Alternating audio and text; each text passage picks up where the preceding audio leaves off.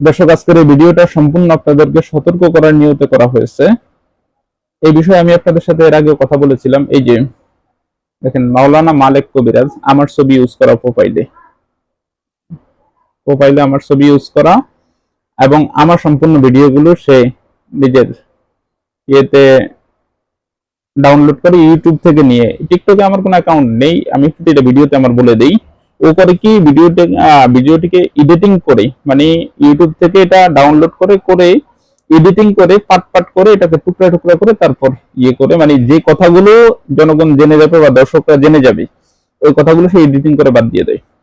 যাই হোক, আমি এর ব্যাপারে থানা জিডি করেছি, আমাদের স্থানীয় যে মডেল থানা আছে থানা জিডি করেছি এবং সাইবার ক্রাইমে দরখাস্ত করেছি। এ বর্তমান বায়ুতে যে নাম্বারটা দিয়ে রাখছে, যে রবি নাম্বারটা দিয়ে রাখছে বর্তমান, এটা নিজের নাম্বার না, এটা অন্য একজন আইডি কার্ড দিয়ে রেজিস্ট্রেশন করা। এবং এর আগে যে নাম্বারটা ছিল বাংলালিংক, যে নাম্বারটা ওটা আমার কাছে আছে, ওটা আমি স্ক্রিনশট দিয়ে রেখে দিয়েছি। তখনই ওইটা অন্য নিজের নামে এবং বিকাশটা অন্য নিজের নামে করা। এরা একটা প্রতারক চক্র। শুধু যে আমার ভিডিও দিয়ে এমন করে এমন না, আমাকে যেটা প্রশাসনিক লোক থেকে জানাইছে, এরা যে শুধু আমার ভিডিওগুলো দিয়ে এমন করে এমন না, এরা কয়েকজনের এমন ভিডিও নিয়ে এই কাজ করে। যাদের যাদের ভিডিও নিয়ে এর ভিতরে দুই একজনের সাথে আমার কথাও হয়েছে অলরেডি।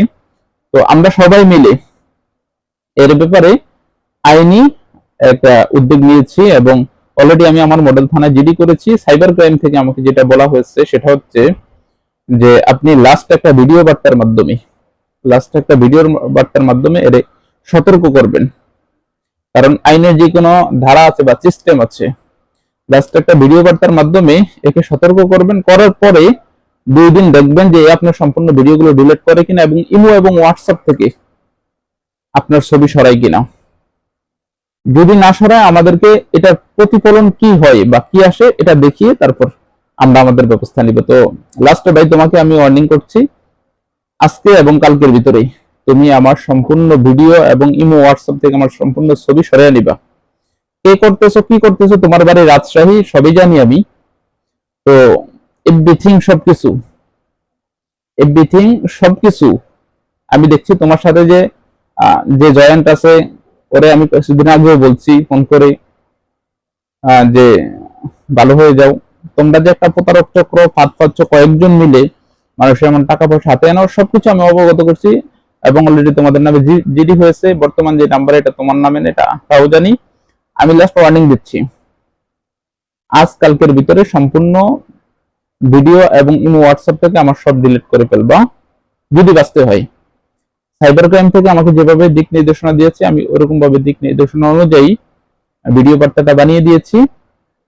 তারপর পদক্ষেপগুলো ইনশাআল্লাহ ভিডিও আকার আপনাদেরকে দেখাবো এবং কাদের কাদের থেকে টাকা নিয়েছে বিকাশ স্টেটমেন্টও আমার কাছে আছে। বিকাশ স্টেটমেন্টে ডিলিট না করলে আমি সবকিছু দেখাবো, কার কার থেকে টাকা নিয়েছে। বিকাশের সম্পূর্ণ স্টেটমেন্ট আমি প্রশাসনিকভাবে উঠিয়ে আনছি। ওর এই নাম্বারে কিন্তু বিকাশ সম্পূর্ণ স্টেটমেন্ট আমি উঠিয়ে আনছি, আপনাদেরকে আমি দেখাবো কোন নাম্বারে আনছে টাকা, কোন নাম্বার থেকে আনছে, কোথায় ক্যাশ আউট করছে, সম্পূর্ণ ডিটেলস আমি আপনাদেরকে দেখাবো। তো ভাই, আমি তোমাকে সতর্ক করছি, সব ডিলিট করে ফেলো, পরে আমাকে কোনো রকম ইয়ে দিও না, ঠিক আছে? মানুষের সাথে প্রতারণা করার দরকার নাই। তুমি কবিরাজি আমার কাছে এসে শিখো, আমি তোমাকে শিখাবো। আমার সাথে ও কিন্তু আমার সাথে মাঝে মাঝে বিভিন্ন ফেক ইয়ে দিয়ে কথা বলে, আমি বুঝি এবং কোন কোন নাম্বার থেকে কথা বলে, কোন ইমো থেকে কথা বলে আমি সব চিহ্নিত করে রাখছি। ও মনে করছে আমি ওকে ধরতে পারিনি, আমি ওকে ধরতে পারছি, সবকিছু করতে পারছি। আমি আমার মতো সেফ অবস্থান, মানে একটা অ্যাক্টিং করে আমি চুপচাপ আছি আর কি। যাই হোক, তো তোমার খেলাটা ইনশাল্লাহ দেখা যাবে, ঠিক আছে? তুমি ভাবছো যে কি করতে পারে ওটা দেখো, কাজে দেখো, ঠিক আছে? নিজে ভালো হয়ে যাও। লাস্ট বারের মতো তোমাকে সতর্ক করছি এবং তোমাকে রিকোয়েস্ট করছি, আমার এগুলো তুমি ডিলিট করে ফেলো, ঠিক আছে? শুধু শুধু মানুষের থেকে মিথ্যা বিভ্রান্তি করে কেন টাকা নাও? আমি কারো থেকে 10 টাকা নিয়ে খাইছি, কেউই কথা বলতে পারবে না। কারো থেকে 10 টাকা নিয়ে খাইছি, কেউই কথা বলতে পারবে না। এই জন্য তুমি ভালো হয়ে যাও ইনশাল্লাহ।